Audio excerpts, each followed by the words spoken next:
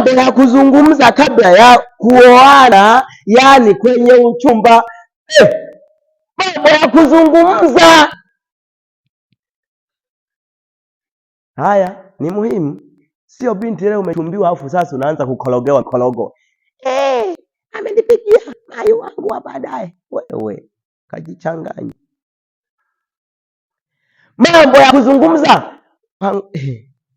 Wewe utarajia kuoa. Alafu haya mambo tena wewe kijana ndo yaelewe kabisa. Kwa sababu wewe ni wa kiume, yani wa kiume ndo kiongozi. Sio hiyo binti ndo anakuongoza wewe. Hata sasa atakuwa ameshakupiga kwenye rada kaona hii boga zilifai. Sasa unazungumziaga ujinga tu kwenye simu. Mambo. Kwanza mlokole unatumia mambo. Binti wa watu kaokoka na wewe umeokoka unamtumia message mambo. Si pepo. Kutuma mambo bwana. Tuma Bwana Yesu asifiwe. Na bahati mbaya wasichana nao wanajibu poa mambo. Alafu anaongezea na message mai. Jivulana wanatikia abe. Hapo usiseme abe. Sema toka shetani mbele yangu. Nawaambia. Haya. Mambo ya kuzungumza kabla ya kuoana, yani kwenye uchumba. Yani haya, hebu elewa mnazungumza nini? Haya, swala la kwanza, jambo la kwanza, mambo ya kuzungumza kipindi cha uchumba. Kipindi cha uchumba watu hamjaoana. Yani kama unategemea kuoa mwezi wa 8 halafu haya mambo yafanywe, wewe umepotea njia. Haya, swala la kwanza, aina gani ya ndoa mnataka? Yes, aina gani ya ndoa mnataka?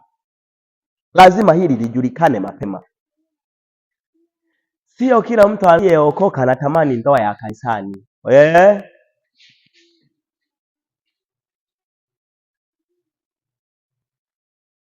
Aina gani ya ndoa unayotaka? Umemwambia binti akakwambia mimi ni pulaga tu nene. Unasemaje hiyo sasa? Kama ni puli basi mimi basi wa. Na wewe kijana ndio umelimia afu anakwambia pulaga tu nene. Unipuli basi bwana. Unafanyaje? Unapula au?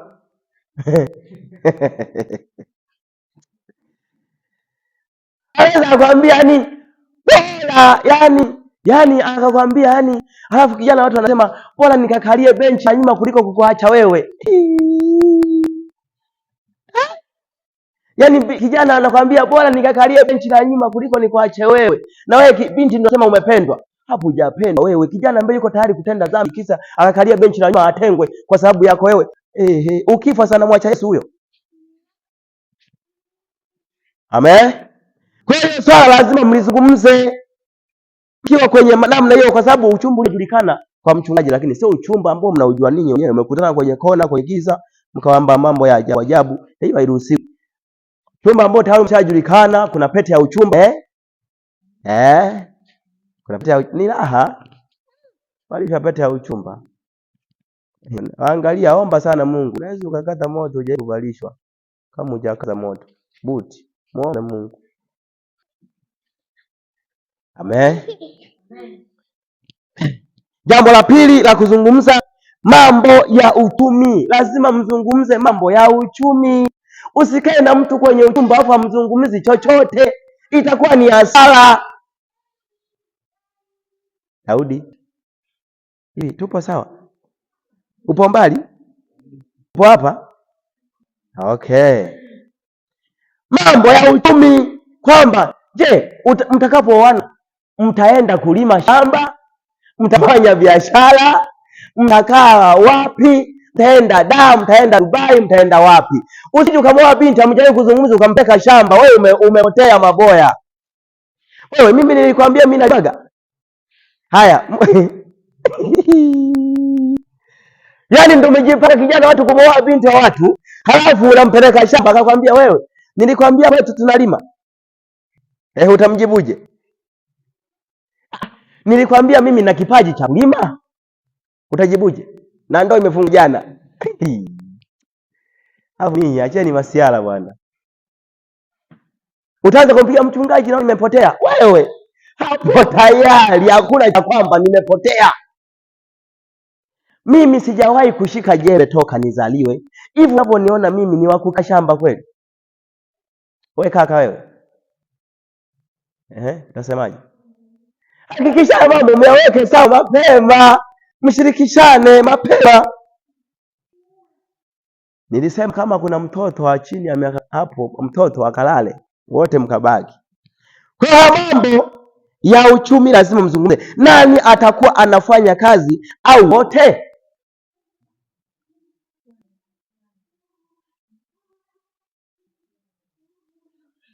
Daudi ocha kuchola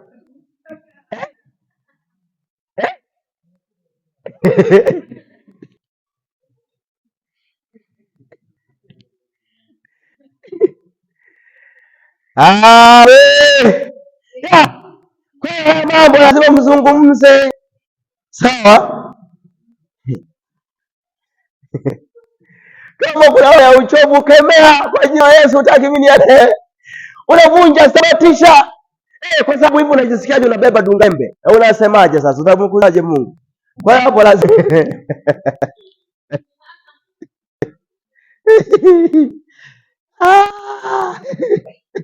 hatari sana. Haya, swali lingine, mila na desturi za kikabila. Nikwambie, unaweza ukapata mtu ambaye sio kabila lenu, lakini yeye anaongoza kabila, yani kufanya mila za kwao. Mgogo na Msukuma wakioana mila zifanani. Kwa hiyo Mgogo kwao ndo hivyo tena. Wasukuma kwetu, kuna mtu ameokoka lakini bado anathamini mila. Mwezi wa 12 aende kwao, mtoto wa kwanza akaonekane kwa bibi, na wewe ndo utaki. Sasa inakuwaje? Ugomvi. Lazima haya mambo mmezungumze. Kama hamna mila zinazofunga ni sawa, kama zipo lazima uzifanye. Usiseme tu kwa sababu sio kabila langu siwezi kumwoa, na wewe utakuwa pepo.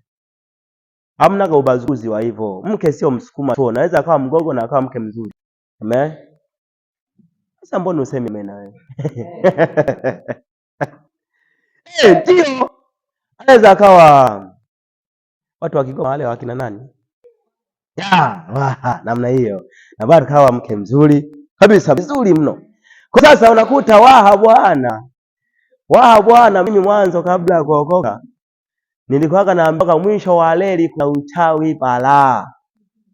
Unaelewa mwisho wa leli? Kwa binti kamoja kijana akakosea akamwambia, hapo ndo utajua mimi kwamba mimi ndo mwisho wa leli. Kigoma hii baba. Kijana watu wakakaa kimya. Kaambia ngocha. Kimya, na bahati mbaya alikuwa haokoka. Anaongea kale kabinti. Ila kanasema kametokea mwisho wa leli. Sasa unaelewa mwisho wa leli wapi? Kwa hiyo mwisho wa leli sikutishe. Haiza kama ametoka mwisho wa leli na hajui uchawi wowote. Yesu kaweka mambo sawa, na bado akawa mke mzuri na mkamtukuza Bwana vizuri. Useme mimi mpaka Msukuma tu. Wewe, yapo Masukuma mengine madungambe vibaya sana. Sasa kwa makini. Mila na desturi. Usiingie bila kujua. Wengine kama ndiye anatoa jina, baba, mama. Kuna wengine mtoto wa kwanza mama ndo anatoa majina. Alafu na wewe unaanza kuleta ubabe wako. Bele ndo kuise wewe akafunyaga malina. Wewe kuniambia. Utasemaje? Bwana Yesu asifiwe sana. Bwana Yesu asifiwe sana. Hebu mtikise wenzako kwanza, uone kama yupo. Hebu yupo kweli? Yupo kweli? Sasa mbona hujamtikisa mwenza? Vipi, unamuogopa au? Sasa ndio. Kwa haya mambo tunapojifunza ni kwamba usije ubuki njia. Kaa vizuri ili ukae vizuri kabisa. Haya, jambo lingine ni misimamo ya kiimani. Wakorintho wa pili 6 mstari wa 14. Hayo mambo lazima mzungumze, myaweke mambo sawa kabisa.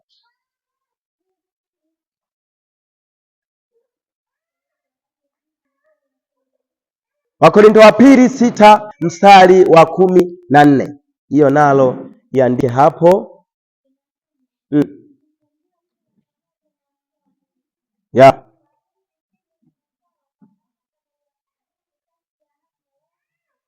Hebu rudia.